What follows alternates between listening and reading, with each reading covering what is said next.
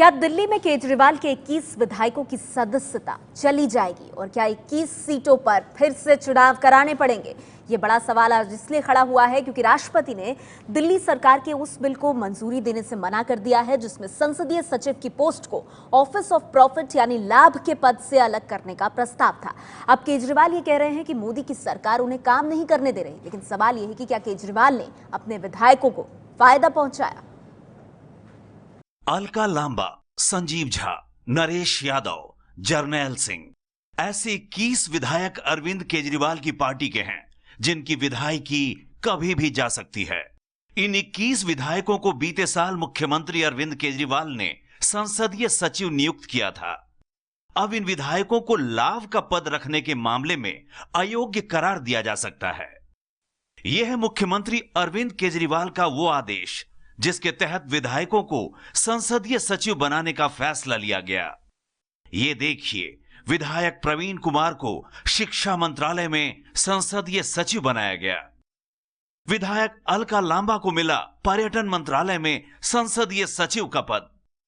ऐसे 21 विधायकों को अलग अलग जगहों पर संसदीय सचिव बनाया गया। अब देखिए, केजरीवाल के इस चिट्ठी में पद का आवंटन हुआ और उधर सबके नाम के आगे कमरों का आवंटन हुआ। आरोप है कि प्रवीण कुमार को मिला 151 नंबर का कमरा, जबकि अलका लांबा को दिया गया लाइब्रेरी ब्लॉक 3। कानून के मुताबिक दिल्ली में कोई भी विधायक रहते हुए लाभ का पद नहीं ले सकता है। विपक्ष ने केजरीवाल के इस फैसले के खिलाफ सवाल उठाए। विरोधी पार्टियों का आरोप था कि इन 21 विधायकों को मंत्रियों की तरह सुविधाएं दी जाएंगी, जिससे दिल्ली की जनता पर बोझ पड़ेगा। इसके बाद केजरीवाल सरकार अपने विधायकों को बचाने के लिए संसदीय सचिव के पद को लाभ के पद से दूर रखने के लिए एक बिल लेकर आई, जिसे राष्ट्रपति के पास मंजूरी के लिए भेजा गया, लेकिन राष्ट्रपति ने इसे कल नामंजूर कर दिया। सत्ता में आने से पहले अरविंद केजरीवाल बिना किसी लाभ और सुविधा के दिल्ली की सेवा करने का दावा करते थे। विपक्ष अब केजरीवाल से इस्तीफे की मांग कर रहा है। बिल जो 21 विधायकों को गाड़ी, घोड़ा, ऑफिस सब सुविधाएं देने के लिए बात करता था, हमें बहुत खुशी है कि इस बिल को राष्ट्रपति जी ने रिजेक्ट कर दिया। संवैधानिक रूप से महामहिम राष्ट्रपति के ऑफिस और इलेक्शन कमीशन इस पर संज्ञान ले रही है। इसको एक कानूनी दृष्टिकोण से देखने की कोशिश करनी चाहिए थी, मगर बजाय ये करते हुए अरविंद केजरीवाल जी ने जिस प्रकार से इसे एक राजनैतिक युद्ध में बदलने की कोशिश की है, यह कहीं न कहीं अरविंद केजरीवाल जी के बौखलाहट को दिखाती है। बिल को मंजूरी नहीं मिलने के लिए अरविंद केजरीवाल ने प्रधानमंत्री नरेंद्र मोदी को जिम्मेदार ठहराया है। केजरीवाल कह रहे हैं कि मोदी सरकार उन्हें काम नहीं करने दे रही है।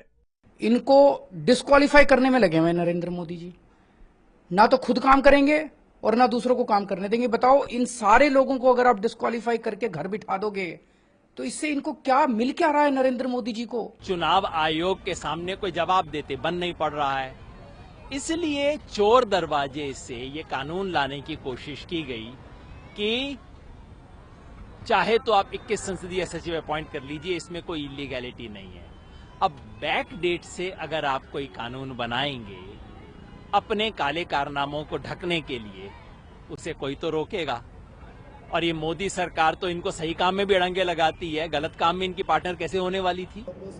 राष्ट्रपति के दस्तखत से इनकार के बाद आम आदमी पार्टी के 21 विधायकों की सदस्यता अगर रद्द हो जाती है तो इन 21 सीटों पर दोबारा चुनाव कराया जा सकता है।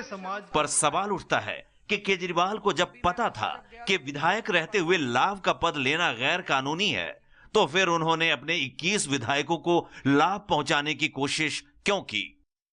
दरअसल 70 सदस्यीय विधानसभा में केजरीवाल की पार्टी के 67 विधायक जीते हुए हैं। नियम के मुताबिक दिल्ली में सिर्फ 7 विधायक मंत्री बन सकते हैं। ऐसे में केजरीवाल बाकी विधायकों को बिना पद दिए खुश नहीं रख पाते, इसलिए सबको खुश करने के लिए उन्होंने ये जिम्मेदारी दी। तो सबसे बड़ा सवाल यही है कि क्या गलत तरह से विधायकों को फायदा पहुंचाने के चक्कर में अरविंद केजरीवाल और उनकी पार्टी फंस गई है दिल्ली में? केजरीवाल ने विधायकों को क्या फायदा पहुंचाया? सवाल नंबर 2 आज की बड़ी बहस का, जब नियम ही नहीं था फिर संसदीय सचिव का पद आखिर क्यों दिया गया? आपको बता दें ये नियम नहीं था और इसको नियम बनाने के लिए ही बिल भेजा गया था राष्ट्रपति के पास, जिसको मना कर दिया गया। सवाल नंबर 3, क्या सबको खुश करने के लिए केजरीवाल ने ये नियम तोड़ा? क्योंकि नियमों के मुताबिक दिल्ली में मुख्यमंत्री के साथ 7 मंत्री और, लेकिन इसके अलावा और कोई पद नहीं। एक और सवाल, क्या मोदी सरकार केजरीवाल को काम नहीं करने दे रही है? आम आदमी पार्टी यही कह रही है कि इसमें राष्ट्रपति का कोई लेना देना नहीं है, मोदी सरकार ने इस बिल को नामंजूर किया है। हमारे साथ आज की इस चर्चा में कांग्रेस पार्टी से रागिनी नायक मौजूद हैं। इसके अलावा अपनी टेलीविजन स्क्रीन पर आप देख सकते हैं बीजेपी से विजेंद्र गुप्ता जी हैं, आम आदमी पार्टी से संजय सिंह साहब हमारे साथ मौजूद हैं और यहाँ स्टूडियो में भी हमारे साथ कॉन्स्टिट्यूशनल एक्सपर्ट एस के शर्मा साहब हैं। इस मामले में राष्ट्रपति के पास जिन्होंने याचिका भी लगाई, प्रशांत पटेल साहब, वो मौजूद हैं, वरिष्ठ पत्रकार अभय कुमार दुबे और साथ ही मेरे सहयोगी विजय विद्रोही भी हमारे साथ इस चर्चा में जुड़ गए हैं। आप सबका स्वागत है। सबसे पहले संजय सिंह साहब, मैं आपसे जानना चाहूंगी, ये बड़ा सवाल जरूर उठेगा कि विधायक रहते हुए जब लाभ का पद लेना गैर कानूनी है, तब भी आखिर अरविंद केजरीवाल ने अपने विधायकों को संसदीय सचिव क्यों बनाया, ये जानते हुए कि ये कानून के खिलाफ है?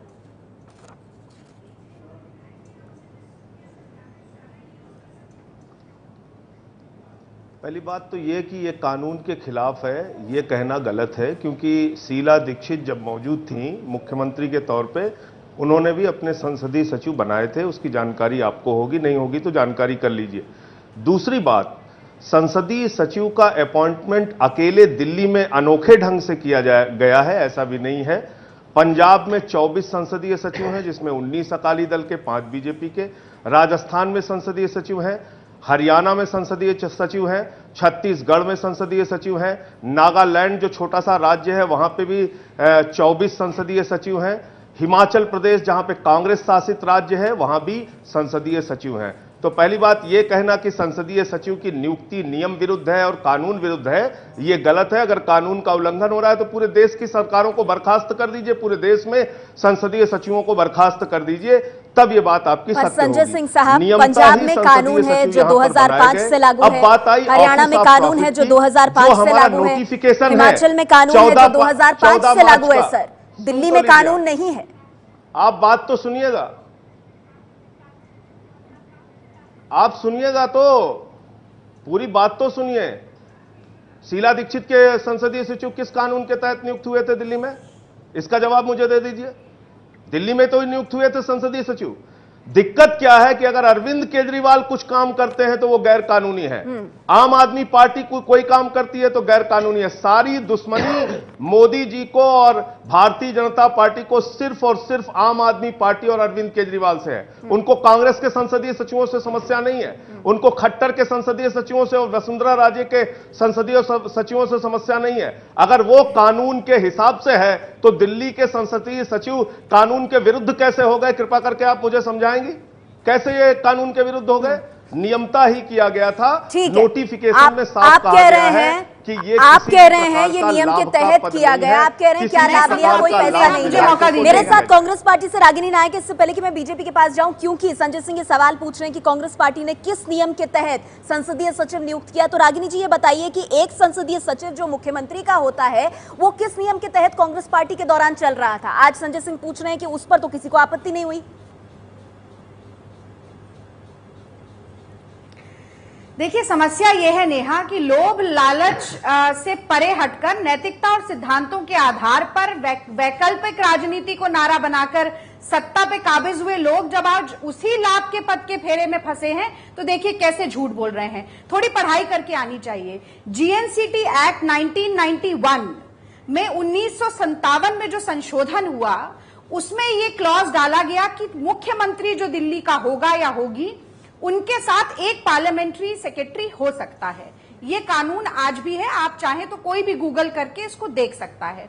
अब इन्होंने बात की बहुत सारे अन्य प्रदेशों की, जहां पर जो कानून संशोधन के बाद बन गया है उस कानून के अनुसार उस प्रदेश में प्रक्रियाएं चल रही हैं। दिल्ली में अगर ये गलत नहीं थे तो कृपया करके ये बताएं कि जब पार्लियामेंट्री सेक्रेटरी मार्च 2015 में बनाए गए तो जून 2015 में इन्होंने रेट्रोस्पेक्टिव एग्जेम्पशन क्यों मांगा? यानी कि पूर्व प्रभाव के साथ इन 21 पार्लियामेंट्री सेक्रेटरीज को जो बनाया गया है उसके उसमें जो गलती हुई है उसे खत्म कर दिया जाए। छिपाने की कोशिश थी क्या? एग्जेम्पशन को संजय सिंह साहब नकार दिया।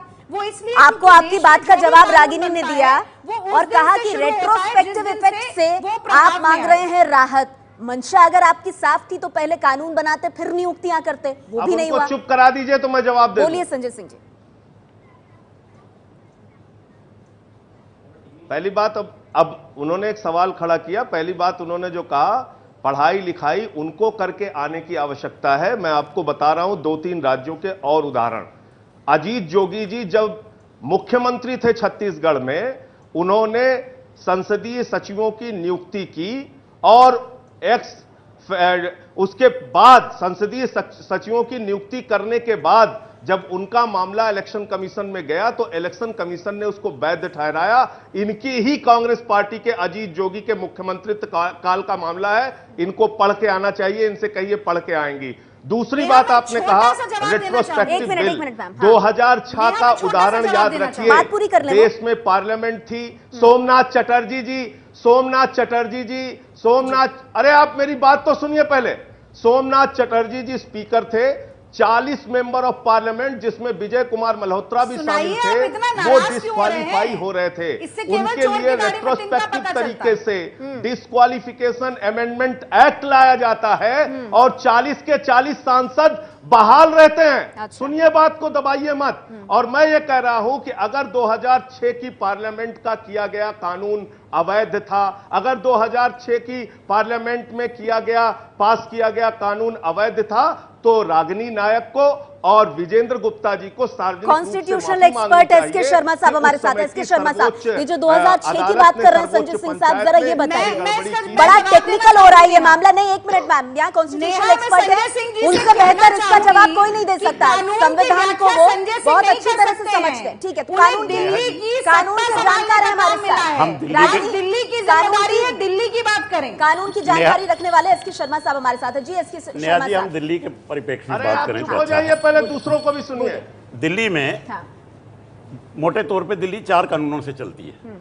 3 कानूनों से संजय जी, सरकार जरा चलती है, तमीज से 1 बात कानून से करिए। विधानसभा आज चलती आप है। पकड़े प्लीज गए हैं तो इसका मतलब ये नहीं कि आप बदतमीजी पर उतर नहीं आए। नहीं, एक मिनट रागिनी जी, संजय जी, मेरी आप दोनों से गुजारिश है। देखिए, दिल्ली की जनता आपको देख रही है, वो ये जानना चाहती है कि जो हुआ है उसका उनके लिए क्या मायने है। नहीं कर रहा हूं, तो मैं आप- कह रहा हूं फैक्ट आप- जान के आइए। ठीक है, आप फैक्ट दोनों तो जरा बताइए संयम ना। रखिए, फोकस रखिए, डिबेट में बदतमीजी और फोकस तमीज की रखिए। बात कहाँ हो रही है? एक मिनट, तमीज मैं तो और फैक्ट की सभ्यता बात के कर रहा साथ हूं। डिबेट हो, ठीक है। और सही शब्दों का प्रयोग किया जाए। संयम दोनों रखिए, दोनों सभी संयम रखिए। हाँ बोलिए। मैं अर्ज कर रहा बता था रही हूं। कि दिल्ली सरकार 3 कानूनों से तमीज और चलती है। सभ्यता आपसे नहीं नंबर सीखनी 1, है। भारत का संविधान, constitution of India, article 239 AA। Number 2, दूसरा आप सीख डॉक्यूमेंट भी नहीं जिसके हिसाब सकते। से दिल्ली चलती है वो है government of national capital territory of Delhi act, जो संवैधानिक प्रावधानों को सप्लीमेंट करता ठीक है, है। जो संसद ने दिल्ली के लिए ही पारित किया है। तीसरा डॉक्यूमेंट जिसके हिसाब से दिल्ली चलती है वो है ट्रांजैक्शन ऑफ बिजनेस रूल्स, जो राष्ट्रपति जी ने बनाए हैं कि सरकार और उपराज्यपाल में काम का बंटवारा रोजमर्रा का कैसे होगा। हाँ। चौथा डॉक्यूमेंट जिसके हिसाब से दिल्ली सरकार नहीं चलती, विधानसभा चलती है, वो है rules of procedure and conduct of business in Delhi assembly. इन चारों कानूनों में जो दिल्ली के ऊपर लागू हैं, एक भी कानून में संसदीय सचिव शब्द नहीं है। ये कहां से पैदा हो गए? अब एक अभी संजय जी ने सवाल उठाया कि पिछली सरकार में था। पिछली सरकार में था, टोटल इलीगल था, कोई संवैधानिक सैंक्शन नहीं था उसको, किसी ने चुनौती नहीं दी, इसलिए वो चलते रहे, चल गए वो। अब क्योंकि चुनौती दे दी है तो मसला खड़ा हो गया। और बाकी राज्यों की जो बात लगातार आम आदमी पार्टी कर रही है, देखिए, हाँ, तो कानून बनाए। बाकी जो कंप्लीट राज्य हैं उनमें कानून बना के पद बनाया जाता है। आप अगर एक चपरासी या क्लर्क की भी नियुक्ति करते हैं, पहले नियुक्ति नहीं होती, पहले नियम कानून, सेवा शर्तें, भर्ती नियम बनते हैं। आप बाद में क्यों बिल लाए? पहले बिल क्यों नहीं लाए? बहुत और फिर अहम सवाल उठा रहे हैं आप एसके शर्मा साहब। मैं इसी सवाल को आगे ले जाऊंगी और विजेंद्र जी, मैं आपसे भी इस पर बात करूंगी। सवाल यह है कि अगर मंशा साफ थी तो नियुक्ति के बाद कानून बनाने की प्रक्रिया शुरू क्यों करते हैं? कानून बनाइए, फिर करिए नियुक्तियां। और अब ये जो झटका लगा है, इसके दिल्ली के लिए क्या है मायने, इस पर करेंगे चर्चा। बाकी मेहमानों से भी बात करेंगे। एक छोटा सा ब्रेक, फौरन हाजिर। मैं बताऊंगा कांग्रेस की हर खबर, उत्तर प्रदेश की हर खबर, जम्मू की, मध्य प्रदेश की हर खबर, केंद्र सरकार के कामकाज से जुड़ी, अपराध की दुनिया से जुड़ी हर खबर। सोमवार से शुक्रवार 24 घंटे 24 रिपोर्टर में, शाम 5 बजे, रात 10 बजे और रात 12 बजे।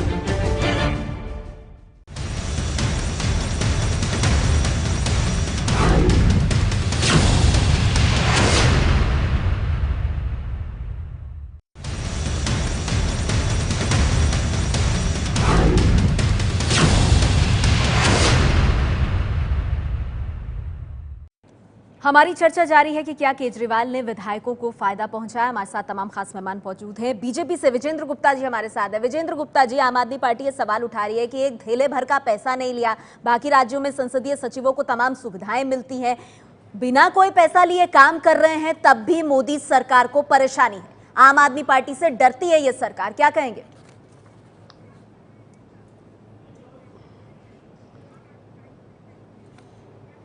मैं तो इतना पूछना चाहूँगा आम आदमी पार्टी से कि ये आपसे सवाल किसने पूछा है?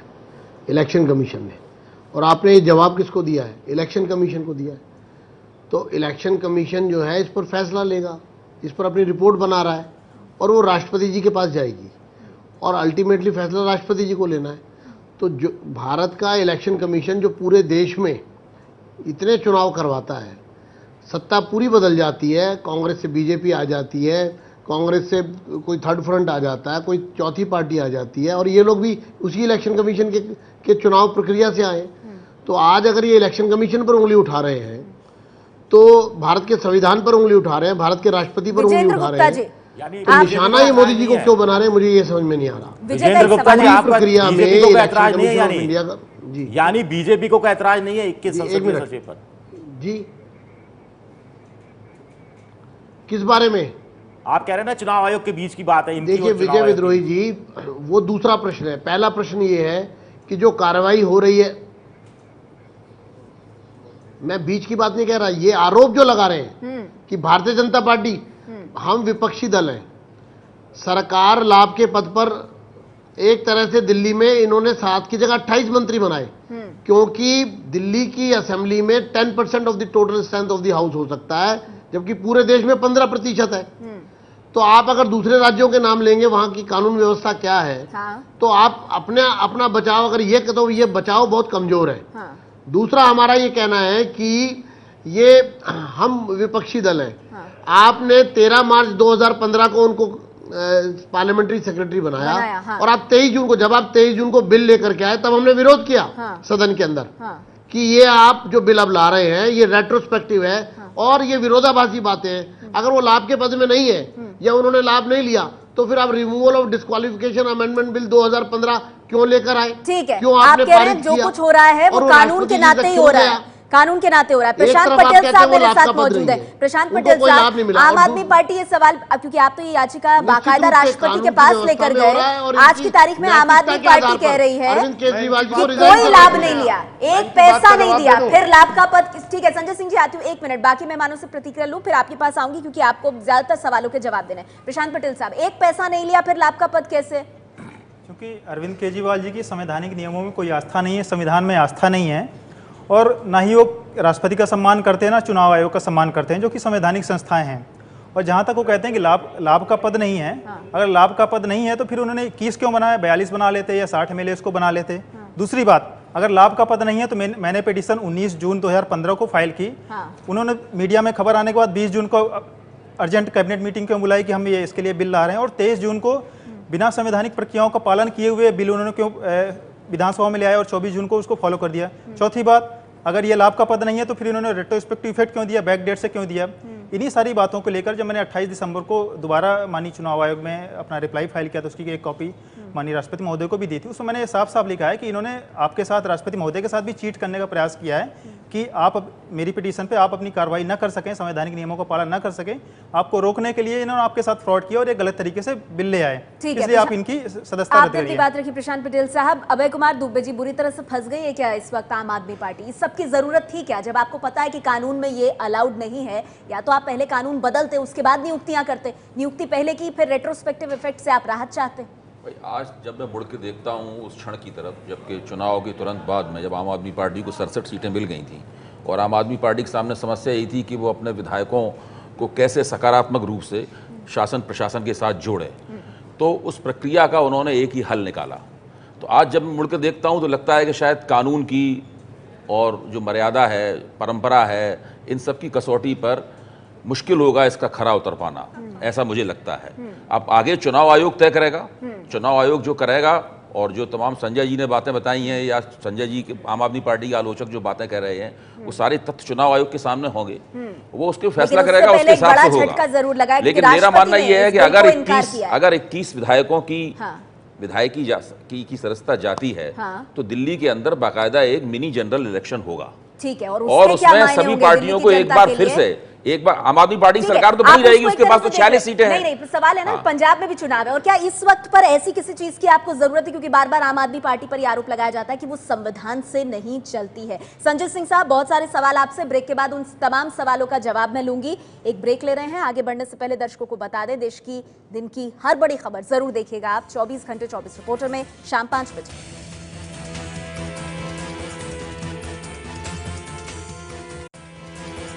मैं बताऊंगा कांग्रेस की हर खबर, उत्तर प्रदेश की हर खबर, जम्मू की, मध्य प्रदेश की हर खबर, केंद्र सरकार के कामकाज से जुड़ी, अपराध की दुनिया से जुड़ी हर खबर, सोमवार से शुक्रवार 24 घंटे 24 रिपोर्टर में शाम 5 बजे, रात 10 बजे और रात 12 बजे।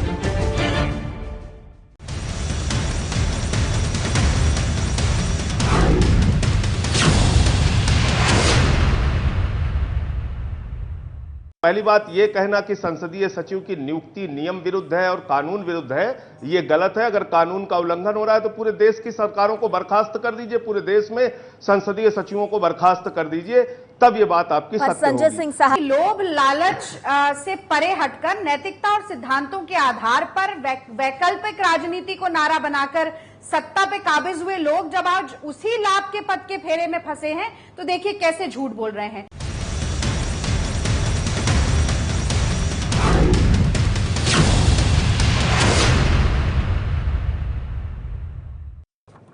हम चर्चा कर रहे हैं कि क्या केजरीवाल ने विधायकों को फायदा पहुंचाया। संजय सिंह साहब, यहां पे सवाल यह है कि देखिए, नियम तो यही कहता है कि पहले आप पद बनाते फिर नियुक्ति करते, लेकिन यहां तो पहले नियुक्ति कर दी गई पद की दौड़ के लिए।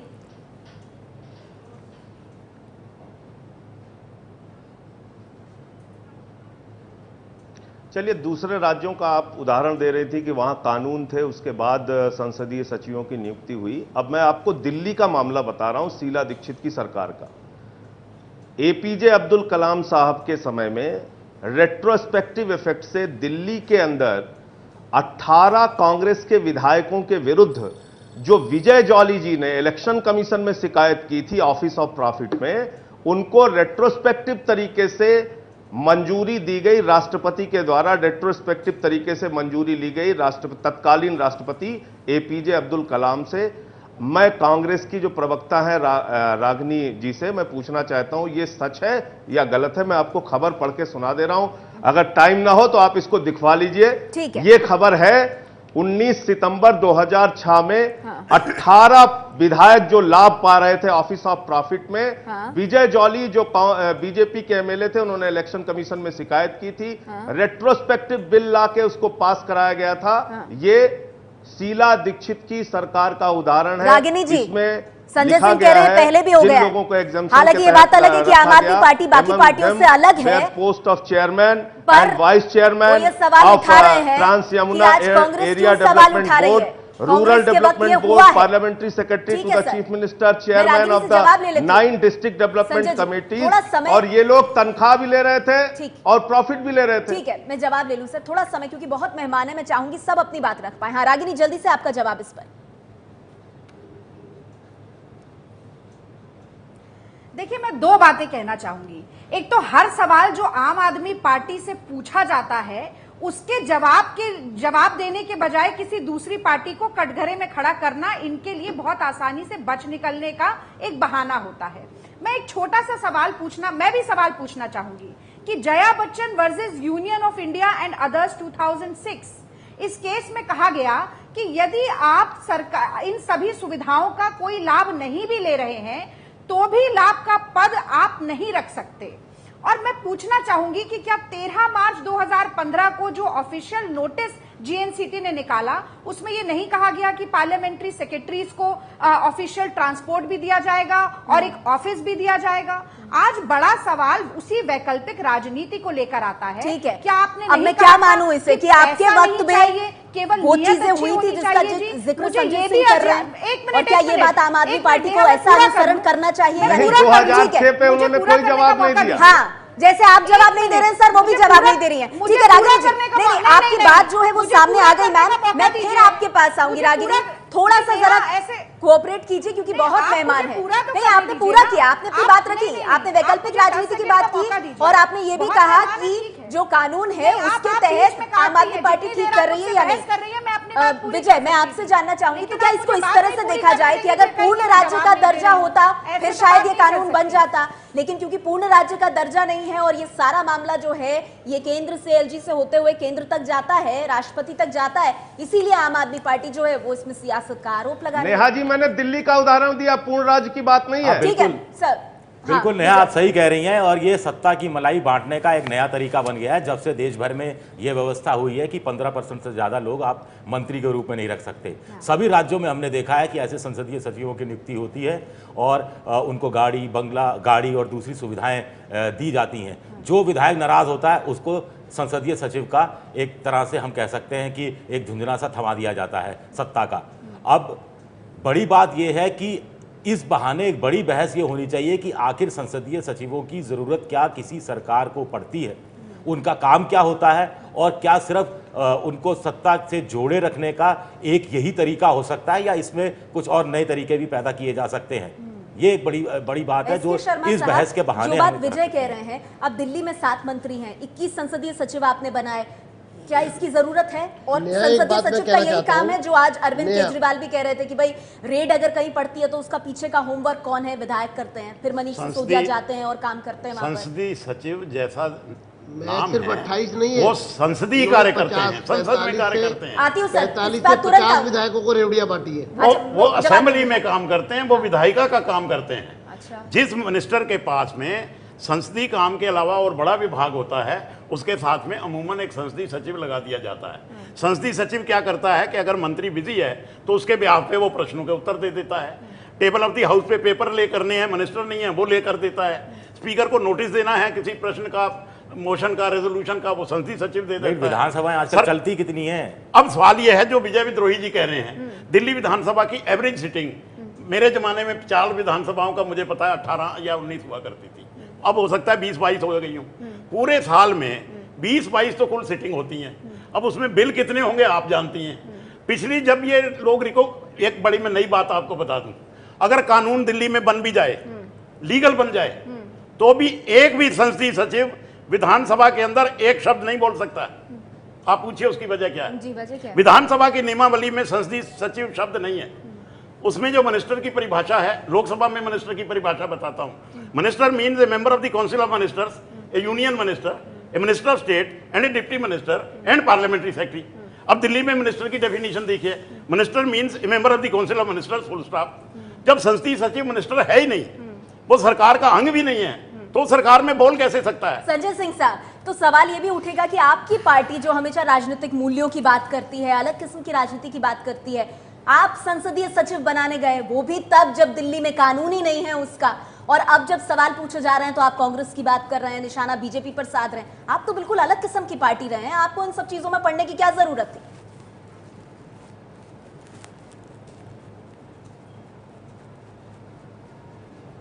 पहली बात नेहा जी, 2-3 तरह की बात आई। एक तो विजेंद्र गुप्ता जी ने कहा कि यह मामला चुनाव आयोग में चल रहा है, चुनाव आयोग में जवाब दीजिए। चुनाव आयोग में तो हम जवाब देंगे, जो हमें देना है वहां अपना पक्ष रख भी रहे हैं, आगे भी देंगे। दूसरी बात आई कि दिल्ली में कानून की मैंने आपको 2-3 उदाहरण दे दिए, बावजूद इसके अगर हमारे मित्र ये मानने को तैयार नहीं है कि ये कानून के तहत हुआ है, तो मुझे इस बात की हैरानी है। ये कानून के तहत हुआ है। मैंने 2006 का उदाहरण दिया, तो फिर आपको क्यों लगता है राष्ट्रपति ने इनकार किया बिल के लिए? की तरफ से राष्ट्रपति ने क्यों इनकार कर दिया? उसको फिर से लागू किया गया, इस बिल पर मोहर लगाने से राष्ट्रपति ने इनकार क्यों किया? संजय जी, अब आपने पूछा संसदीय सचिवों से कार्रवाई, सुन तो लीजिए। आपने पूछा हमने संसदीय सचिव क्यों बनाए? हमने संसदीय सचिव काम के लिए बनाए। हॉस्पिटल के काम वो देख रहे हैं, एजुकेशन के काम वो देख रहे हैं, पानी के बिजली के काम वो देख रहे हैं, सड़कों के काम वो देख रहे हैं, काम कर रहे हैं, मिनिस्टर्स का सहयोग कर रहे हैं बगैर किसी प्रॉफिट के। तो ये तो बगैर प्रॉफिट के काम कर रहे हैं। मोदी जी कह रहे हैं इनको काम नहीं करने देंगे। मोदी जी को सारी समस्या अरविंद केजरीवाल और आम आदमी पार्टी से, इनको कांग्रेस से समस्या नहीं, वो तो उनको एसेंस की खट्टर से है। समस्या नहीं, उनको वसुंधरा राजे से समस्या नहीं। आपके विधायक काम नहीं हम तो करेंगे। नैतिकता ये कैसी बात नैतिकता है? की बात ये पहले भी कितना करते थे, आपका आज भी उसी कमजोर नैतिकता पर बात कायम है। आप जब दोबारा सुनेंगे अपने आर्गुमेंट को तो पता इन्होंने चलेगा। नया हाँ विजेंद्र गुप्ता जी, आपको अपने राज्यों में संसदीय नहीं, हम सचिवों कहा से करें परेशानी काम नहीं नहीं। है विजेंद्र गुप्ता हमने जी, कब कहा काम नहीं आपको करेंगे? दिल्ली हमारे और सारे अरविंद विधायक केजरीवाल दिन से रात परेशानी काम है। करने में मेहनत कर रहे हैं। हाँ विजेंद्र जी बोलिए।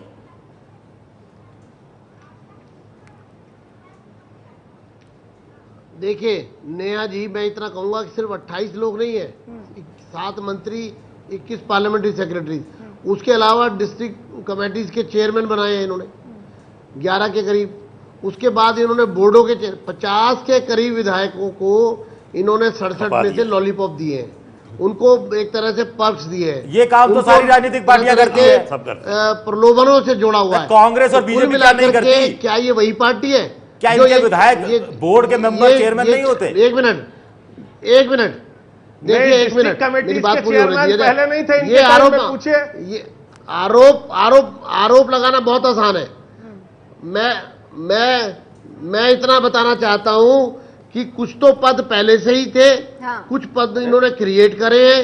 कुल मिलाकर इनकी एक ही कोशिश है कि सबको गाड़ी दे दो, सबको बहुत सारी सुविधाएं दे दो, और सैलरी का बिल भी मूव किया इन्होंने, जिसमें सैलरी 4-4 गुना हो रही है, 5-5 गुना हो रही है, पूरे देश में सबसे ज्यादा हो रही है, और प्रधानमंत्री से ज्यादा मुख्यमंत्री की सैलरी हो जाएगी। कांग्रेस तो बीजेपी ये करे तो लगातार समझ आता जनता है। के आम आदमी पैसे पार्टी तो अलग पर किस्म की राजनीति अपने की बात लोगों कर को रही फायदा है, वो पहुंचाने क्यों के लिए अनुसरण बात कर तो रही है सैलरी कांग्रेस का बिल अभी बीजेपी तक का? पास नहीं ठीक हुआ, है, क्यों टीवी चलिए चैनल पे बैठ मुझे के एक गलत ब्रेक लेना जानकारी दे होगा, रहे हैं? मुझे एक ब्रेक हमने लेना होगा। क्या किया मैं बताइए ब्रेक के बाद अभी? अभय जी से जवाब लूंगी कि अगर 21 विधायकों की सदस्यता जाती है जैसा कि लग रहा है, तो क्या ये बहुत बड़ी नैतिक और राजनीतिक हार नहीं होगी आम आदमी पार्टी के लिए? फिर दिल्ली में क्या होगा, किस तरह की स्थिति बनेगी, इस पर चर्चा करेंगे आगे। लेकिन उससे पहले याद दिला दें अपने दर्शकों को, आज रात 8 बजे जरूर देखिएगा आज की तारीख।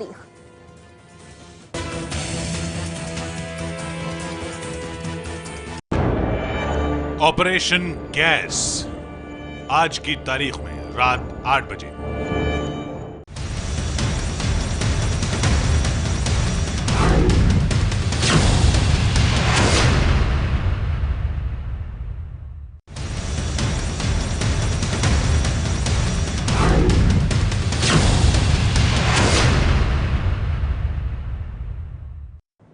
चर्चा जारी है हमारी, और चर्चा के आखिरी चरण में प्रशांत पटेल जी, संक्षेप में मैं आपसे जानना चाहूंगी आगे इस मामले में क्या होगा, अंतिम फैसला इस पर किसका होगा?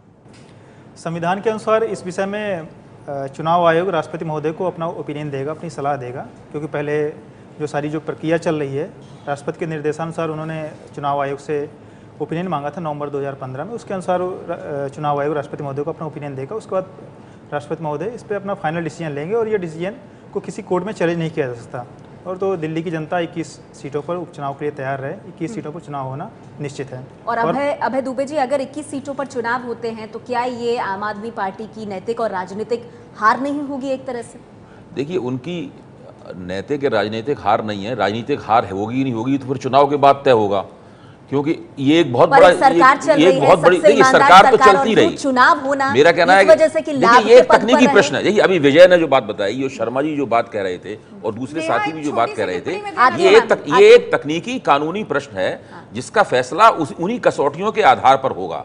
इसके ऊपर हम लोग बहुत ज्यादा नैतिक किस्म की बातें न करें, क्योंकि नैतिकता के हमाम में किसकी क्या स्थिति है ये हम सब लोगों को पता है। अभी विजय विद्रोही ने बताया कौन कौन सी सरकारें क्या क्या करती हैं, इससे बिल्कुल स्पष्ट हो गया है। नैतिकता ये एक राजनीतिक प्रश्न है, जोड़ा जाता है ना, इसीलिए मैंने ये सवाल पूछा। ठीक है, मेरा कहना है कि राजनीतिक प्रश्न ये है कि 21 चुनाव यहाँ पे होंगे, उसमें आम आदमी पार्टी को दोबारा मौका मिलेगा कि वो बता पाए कि वो दिल्ली की सबसे शक्तिशाली पार्टी है, और अगर भारतीय जनता पार्टी या कांग्रेस वापसी कर सकती है तो वो वापसी करेंगी, उनके पास भी मौका है। नहीं होगी, ये बैठे बिठाए मुसीबत आ गई ना। संजय से एक छोटा सा सवाल है कि अगर ऐसी नौबत आई तो क्या अरविंद केजरीवाल अपने 21 विधायकों की कुर्बानी ऐसे होने देंगे, या फिर वो नैतिकता का हवाला देते हुए नए सिरे से चुनाव की बात करेंगे?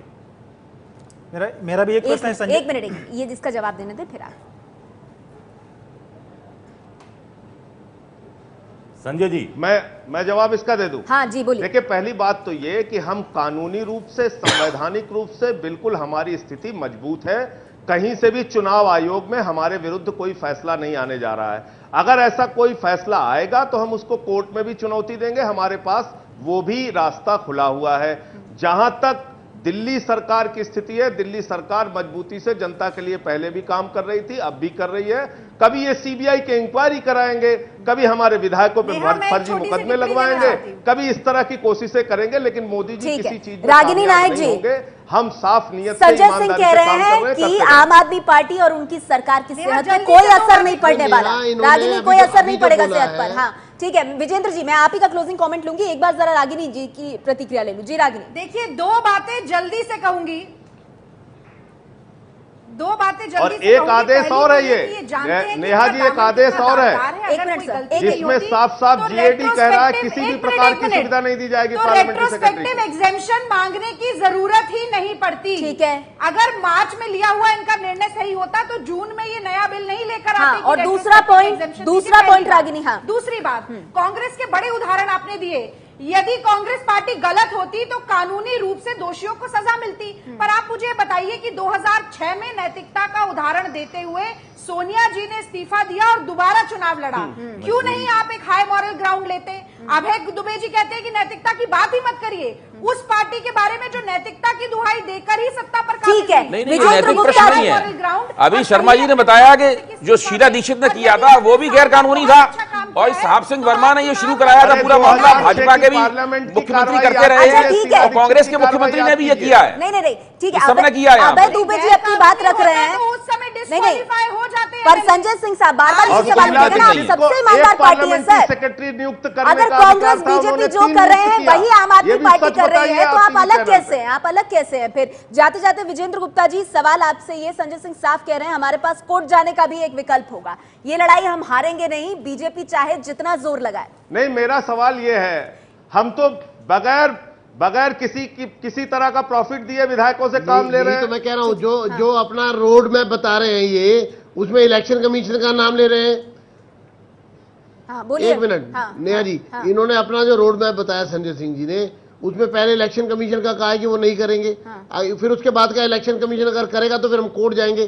तो मैं ये जानना चाहता हूं इसमें मोदी जी बीच में कहां से आए और बीजेपी बीच में कहां है? जो आप बार बार, आपका रोड तो ये है, आपका रूट मैप तो ये है, और साथ साथ बीजेपी बहुत बहुत शुक्रिया आप सभी मेहमानों का इस चर्चा में जुड़ने के लिए। इस राजनीति के बीच इतना तय है कि सबसे ईमानदार पार्टी खुद को कहने वाली एक बड़े संवैधानिक संकट में जरूर फंस गई है। शुक्रिया आप सभी मेहमानों का।